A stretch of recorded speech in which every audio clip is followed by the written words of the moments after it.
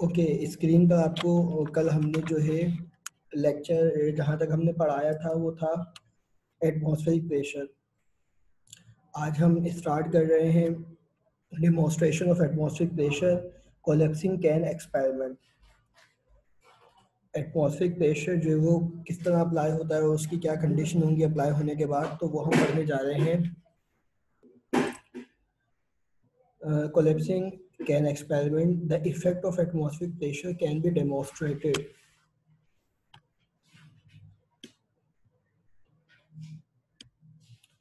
The effect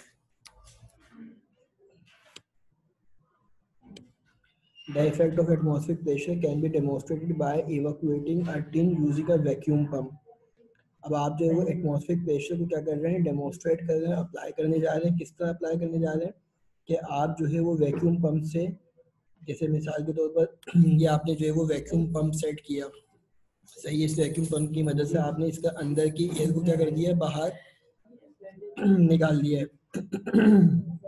vacuum pump की मदद से बेटा इसको क्या कर दिया आपने, अंदर की एयर को बाहर निकाल दिया है।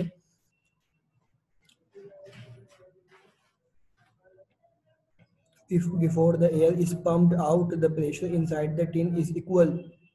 ये जो भी इन्होंने डब्बा लिया हुआ है, बेसिकली बॉक्स लिया हुआ है, तो कह रहे हैं कि before the air is pumped out होने से पहले the pressure inside the tin is equal to the atmospheric pressure.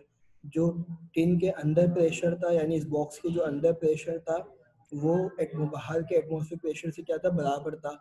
when air is partially removed from the tin by the vacuum pump, फिर हमने क्या किया, वैक्यूम पंप की मदद से पार्शियली रिमूव का मतलब हम कंप्लीटली रिमूव नहीं कर सकते, कुछ हिस्सा एयर का हमने क्या किया, टिन से रिमूव किया वैक्यूम पंप के जरिए। तो आपने क्या देखा कि the pressure of air inside the tin is less than the atmospheric pressure. तो जो पहले एटमॉस्फेरिक प्रेशर एयर के इक्वल था, यहाँ क्या था, एयर के इक्वल था क्या, एटमॉस्फेरिक प्रेशर, और यहाँ क्या हो गया अब, the pressure of air inside the tin is less than the atmospheric pressure. अब एयर क्या हो गई, एयर लेस देन हो गई किसके, एटमॉस्फेरिक प्रेशर के। एयर लेस देन हो गई किसके, एटमॉस्फेरिक प्रेशर के। तो hence the collapsing of the tin take place as shown figure. तो आपको दिखेगा इनसाइड एयर कम होने की वजह से एटमॉस्फेरिक के मुकाबले में तो टिन की शेप इस तरह की हो जाएगी, कॉन्ट्रैक्ट हो जाएगा, सुकड़ जाएगा।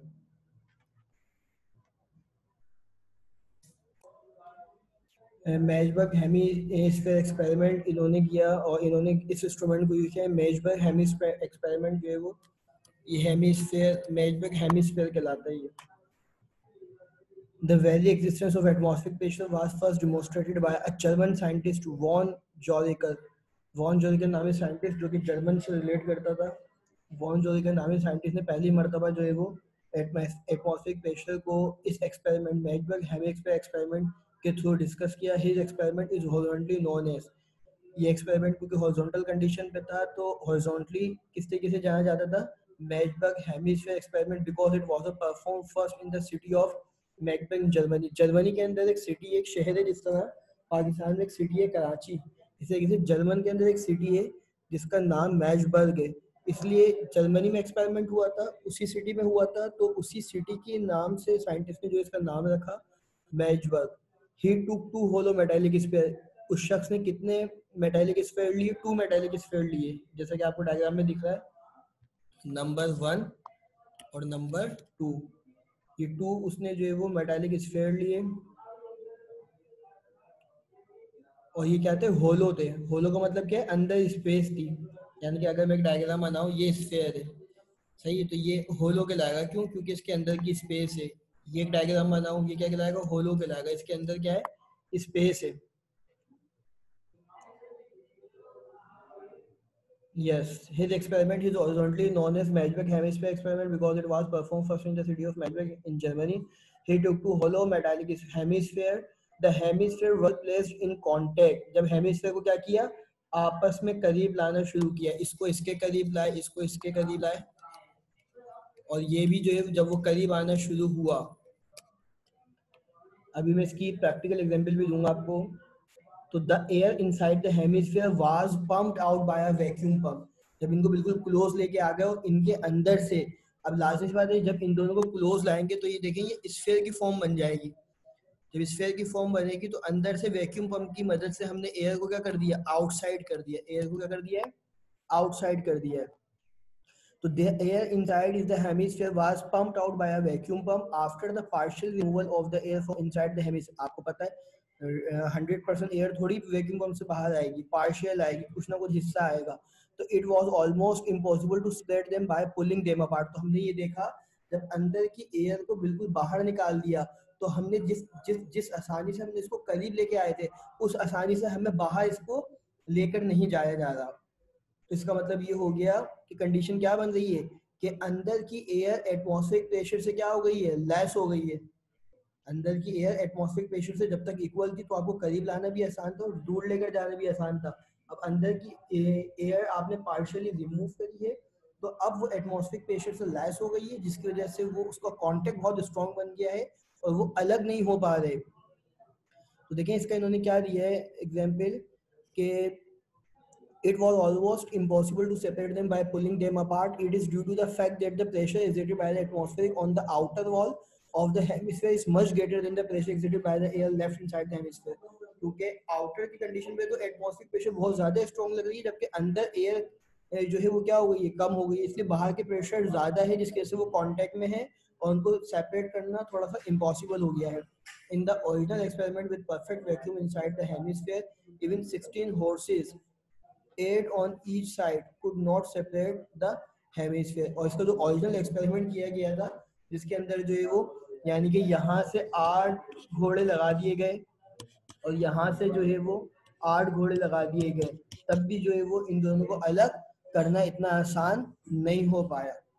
बात समझ रहे, यानी कि 8 घोड़े एक साथ बांधे और उसके साथ स्ट्रिंग लेके इसके साथ टाई कर दिए, यहाँ से 8 घोड़े आपने बांधे स्ट्रिंग लेके टाई कर दिए और दोनों को अपोजिट डायरेक्शन में मूव कराया और ये फिर भी अलग ना हो पाया। तो इतना स्ट्रॉन्ग जो है वो एटमॉस्फेरिक प्रेशर इसके लिए क्या हो गया, एक्सटर्नली जो है वो अप्लाई हो रहा था। एक कंडीशन तो ये हो गई। इसकी मिसाल मैं एक ऐसे दूंगा आपको, इसकी मिसाल मैं ऐसे दूंगा कि आप देखें एक पानी का मग ले लें, पानी का आप ब्लैंक मग लें, एम्प्टी मग लें, खाली मग लें और उसको पानी की बाल्टी में, सही है, पानी के बर्तन में आप क्या करें उसको इन्वर्ट डालें। जब इन्वर्ट डालें तो आप देखते हैं कि जब तक आप देखें उसको अंदर लेकर जाना बहुत मुश्किल होता है क्योंकि उसकी इंटरनल एयर कम होती है और एटमॉस्फेरिक प्रेशर ज़्यादा होती है, सही। जिसकी वजह से जैसे ही आप उसको क्या करते हैं सीधा करते हैं और उसको जैसे एयर मिलती है वो ईजिली क्या हो जाता है, अंदर से ले जाते हैं। जब अंदर से ले जाते हैं तो इस तरीके से उसको बाहर निकालना मुश्किल होता है। आप समझ रहे हैं वाला पॉइंट, और ये प्रैक्टिकल आप घर पर भी करके देख सकते हैं। Pressure of liquid and gases. Consider a liquid contained in a vessel as shown in figure। आपको जैसे कि डायग्राम में दिख रहा है कि एक आपने लिक्विड लिया और लिक्विड किस में लिया है, कि आपने बर्तन में लिक्विड ले लिया है। कंटेनर आपको क्या दिख रहा है, ये बर्तन है। कोई भी आपने वेसल ले लिया है, कोई भी बर्तन ले लिया है। Since liquid is a kind of matter, क्योंकि आपको पता है लिक्विड जो है वो एक्चुअली क्या है, how many states of matter, the answer is that there are 3 states of matter, solid liquid, but actually there are 4 state of matter basically. Plasma भी है, लेकिन अभी हम आपके कोर्स के हिसाब से डिस्कस करें तो 3 है, सॉलिड लिक्विड गैस। तो क्या कहते हैं, since liquid is a kind of matter, liquid क्या है एक्चुअली मैटर की काइंड है। It possesses mass and hence it has weight and so exert pressure on the bottom of the vessel। ये खुद वाटर का भी अपना कुछ ना कुछ मास है जो कि बॉटम, अगर हम किसी कंटेनर में पानी डालेंगे तो वो किसकी, उसका वेट किसकी तरफ जाएगा, आप कहेंगे सर डाउनवर्ड जाएगा। किसकी तरफ जाएगा, डाउनवर्ड जाएगा। बर्तन का जो वैसल वैसल जो है उसके डाउनवर्ड जाएगा। We calculate the pressure of the liquid at a depth h। इसकी डेप्थ क्या होगी, आप कहेंगे सर ये जो हाइट है, ये पानी की अगर हाइट पानी यहाँ तक है और यहाँ इसका लेवल यहाँ तक है तो यहाँ से यहाँ तक एक्चुअली क्या है, इसकी डेप्थ है। क्या है एक्चुअली इसकी डेप्थ है। तो अगर मुझे गहराई मालूम करनी है, वेसल के अंदर पानी कितनी डेप्थ पर मौजूद है, कोई दरिया है ना, कोई समंदर है, कोई रिवर है, कोई सी है, उसकी डेप्थ कितनी होती है तो आप गहराई मालूम करते हैं। तो आप क्या करेंगे, we calculate the pressure of the liquid at depth. तो आप पानी के लेवल की डेप्थ में प्रेशर कितना है वो मालूम करने जा रहे हैं from the free surface of the liquid.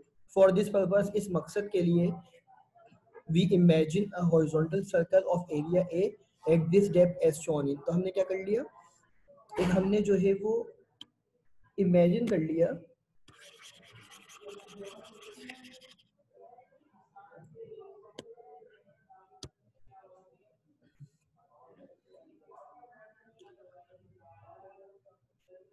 For this purpose, we imagine a horizontal circle of area A at this depth as shown in. जैसे हमने इसको जो है वो एक इमेजनरी सिलेंडर बनाया और इमेजनरी एरिया जो है वो फर्ज कर लिया कि इस लिक्विड के जो सरफेस का जो इमेजनरी एरिया है वो कितना होगा, A होगा.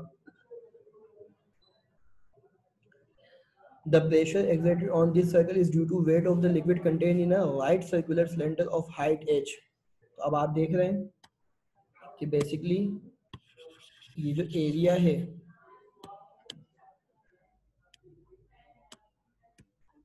अब आप देखें कि ये राइट सर्कुलर एरिया बन गया है. क्यों? क्योंकि अगर मैं इसको फिल कर दूं, आप देखें ये तो एरिया आपने बना दिया और ये इसकी हाइट के हिसाब से अगर देखेंगे तो क्या बनता है, 90 डिग्री बनता है.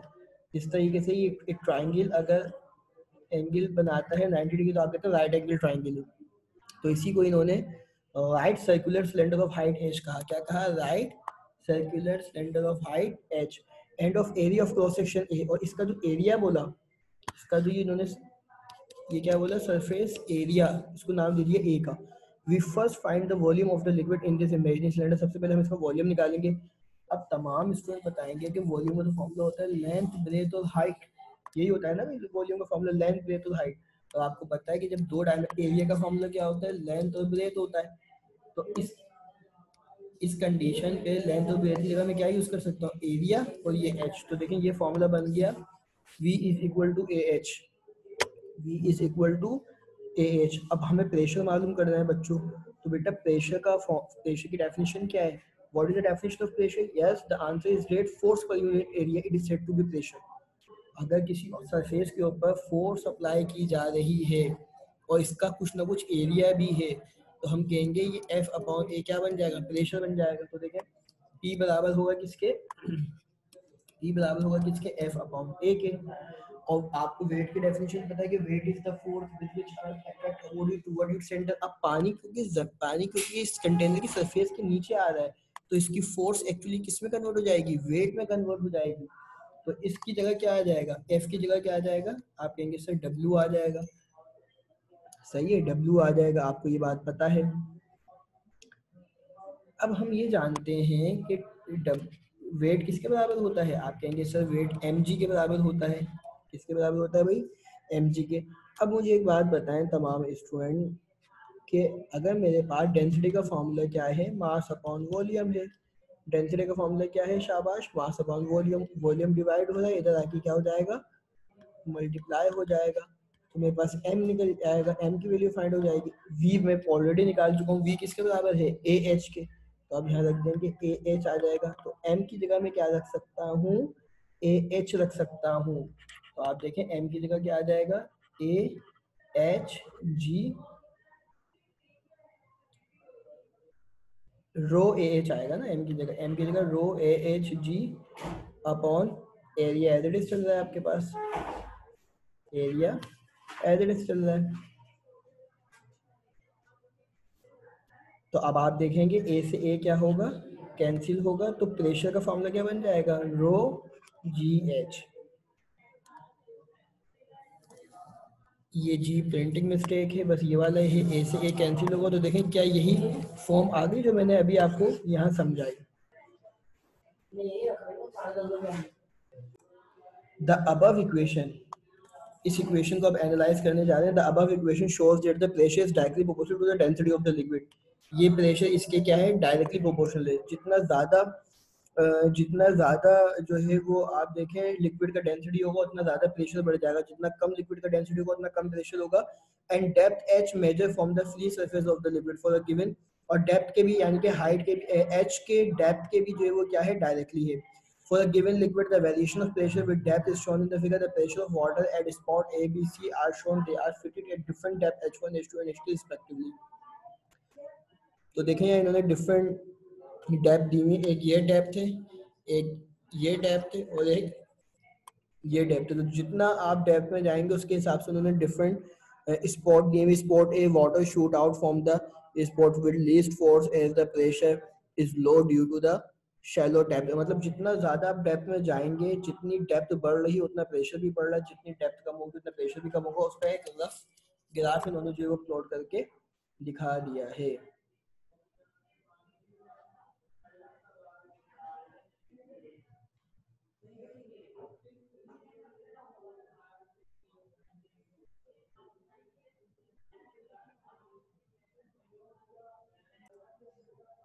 Balloon fly in the air when filled with a hot and less dense air. तो आप देखें जब बैलून फ्लाई करता है उसके अंदर जो एयर होती है कि when filled with a hot and less dense air, तो आप क्या करते हैं उसके अंदर जो एयर फिल करते हैं एक तो वो हॉट होती है और उसकी डेंसिटी क्या होती है एयर के मुकाबले में कम होती है।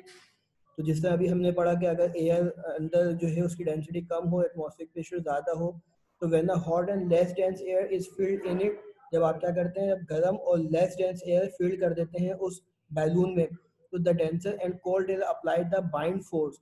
तो जो डेंसर और cold air bind force apply होती है आउटसाइड से, यानी कि ये बैलून है,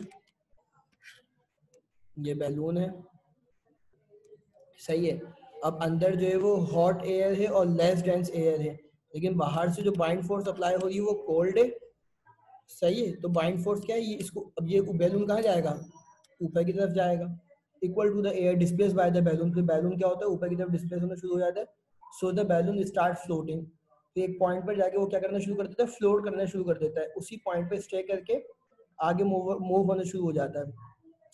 analytical treatment of Archimedes principle. Archimedes principle क्या होता है, आर्शिमिड प्रिंसिपल ये होता है कि अगर इस कंटेनर के अंदर पानी मौजूद है, इस कंटेनर में पानी मौजूद है और मैं इसके अंदर क्या करूँ, कोई भी यूँ समझ लें इसके अंदर मैं कोई भी जो है वो एक और कंटेनर डाल दूँ, तो आप देखेंगे ये कंटेनर अचानक से नहीं डूबेगा, बल्कि इसके ऊपर जो फोर्स अप्लाई हो रही होगी उस फोर्स को नाम देते हैं अपथ्रस्ट फोर्स।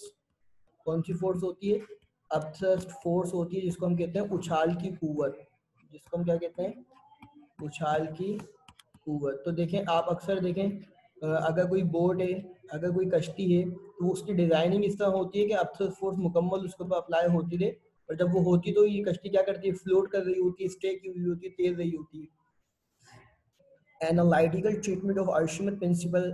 आर्शिमिड साइंटिस्ट का नाम है। Let us find the dens of upthrust by considering various forces acting on a submerged body, a cylindrical object of area cross section and height is submerged in a fluid of density।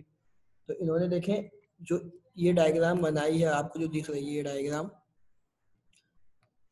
अगर आप ये diagram देख रहे हैं तो इसका area भी कुछ ना कुछ है, सही है। इसको पानी में क्या किया गया है, सबमर्ज किया गया है, पानी के अंदर लिक्विड के अंदर जो है उसको क्या किया गया है, अंदर की तरफ सिंक किया गया है। The upthrust result from the difference between the force at the bottom and the upthrust including the atmospheric forces cancel each other. तो देखें अगर हम पहली फोर्स की बात करें, अभी हमने यहाँ दो फोर्सेस ऊपर डिस्कस करी हैं, फोर्स ही निकाली थी ना ये वाली।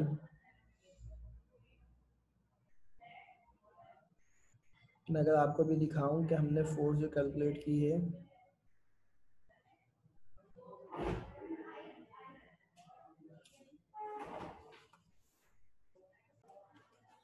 प्रेशर का फॉर्मूला क्या था, एफ अपॉन ए। अगर मुझे एफ निकालना है तो प्रेशर अपनी जगह पे ए डिवाइडेड हो जाके क्या हो जाएगा, मल्टीप्लाई। तो मुझे एफ निकालने के लिए प्रेशर की वैल्यू हमारे पास आई हुई है, गिवन है कि प्रेशर किसके बराबर था बताएं, रो जी एच के। तो यहाँ क्या आ जाएगा, यहाँ पे रो जी एच ए, तो ये एफ का फॉर्मूला क्या बन जाएगा, रो जी एच ए।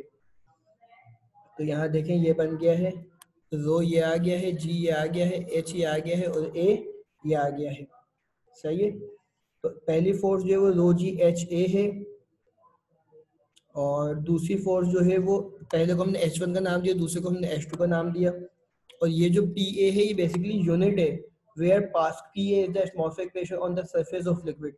अब लास्ट सी बात है, ये वो प्रेशर है, ये वो प्रेशर की यूनिट पास्कल होती है, ये वो प्रेशर है जो सरफेस एरिया पर अलग से अप्लाई हो रही है, सरफेस एरिया पर जो अलग से प्रेशर अप्लाई हो रहा है उसको इन्होंने एडिशन इंक्लूड कर दिया है। अब अपथस का मतलब क्या है, अपथस जो इसके ऊपर फोर्स अप्लाई हो रही है अपथस, तो आप क्या करेंगे, बड़ी फोर्स में से छोटी फोर्स को क्या कर देंगे, माइनस कर देंगे। तो आपने किया F2 माइनस F1, F2 की वैल्यू यहाँ पुट करी, ये आ गई, ये F2 है और ये F1 है, और F1 की वैल्यू आपने यहाँ पुट कर दी। अब minus plus minus, minus plus minus, अब आप देखें यहाँ से जो आपको कैंसिल आउट, ये प्लस का और ये माइनस का कैंसिल हो गया, जो रिमेनिंग बचा वो कॉपी किया, ए कॉमन था बाहर ले लिया, डेंसिटी कॉमन थी बाहर ले ली, जी कॉमन था बाहर ले लिया, H2 और H1 अंदर बच गया, और H2 और H1 को इन्होंने नया नाम दिया H का, तो आपने यहाँ रख दिया, इसकी जगह H आ जाएगा। सही है। अब आप जानते हैं वॉल्यूम बराबर होता है लेंथ ब्रेथ और हाइट के। तो लेंथ और ब्रेथ अगर ए बन जाएगा तो ए एच हो जाएगा। सही है। तो अब यहाँ पे आप देखें, ये अगर ए एच बन गया है तो ए एच किसके बराबर है, वी के बराबर है। तो इन्होंने इस ए एच की जगह क्या पुट कर दिया, वी पुट कर दिया। सही है। वी रो जी हो गया, ये क्या हो गया, वी रो जी हो गया। अब आप जानते हैं डेंसिटी का फॉर्मूला क्या होता है, एम अपॉन वी। अगर ये v डिवाइड हो जाके मल्टीप्लाई होगा तो रो v बराबर होगा किसके, m के। तो देखें इन्होंने इस रो v को की जगह क्या पुट कर दिया, m। तो आप देखें ये डब्ल्यू एम जी किसके बराबर होता है, वेट के बराबर होता है। तो इन्होंने क्या कहा कि ये जो अपथ्रस्ट है, वो किसके बराबर आ जाएगा, वेट ऑफ द लिक्विड के बराबर आ जाएगा, वेट ऑफ द लिक्विड के बराबर आ जाएगा। Weight in term of the density, अगर मैं डेंसिटी को वेट की फॉर्म में लिखना चाहूँ तो क्या होगा, अगर मैं वेट को डेंसिटी की फॉर्म में लिखना चाहूँ तो क्या होगा। तो आप देखें यहाँ हमें मल्टीप्लाई कराना पड़ेगा वॉल्यूम से और डिवाइड भी कराना पड़ेगा वॉल्यूम से। तो इससे हमें फ़ायदा क्या होगा कि इस m के साथ इस v को लिख दूंगा, और ये वाला g और ये वाला भी एज इट इज कॉपी होगा। तो m अपॉन वी आपको पता है डेंसिटी का फॉर्मूला होता है m अपॉन वी, तो इसकी जगह क्या आ जाएगा, डेंसिटी आ जाएगा। तो देखें वेट जो है डेंसिटी की फॉर्म में इस तरह भी लिखा जा सकता है। Pressure in terms of density, अगर प्रेशर को मुझे इन टर्म्स ऑफ डेंसिटी लिखना हो तो प्रेशर का फॉर्मूला होता है एफ अपॉन ए। एफ बराबर होता है वेट के, वेट का फॉर्मूला ओपन किया एम जी अपॉन ए, हाइट से मल्टीप्लाई और डिवाइड करा दिया, तो ऊपर बन जाएगा एम जी एच और नीचे आ जाएगा ए एच। तो आप जानते हैं M G H as it is copy होगा, और ए एच किसके बराबर होता है, वी के, वी रख दिया आपने। अब आपने एम अपॉन वी अलग किया, तो आप जानते हैं कि डेंसिटी का फॉर्मूला होता है एम अपॉन वी। तो इस m अपॉन वी की जगह क्या आ जाएगा, डेंसिटी आ जाएगा। तो ये प्रेशर बन जाएगा रो जी एच के।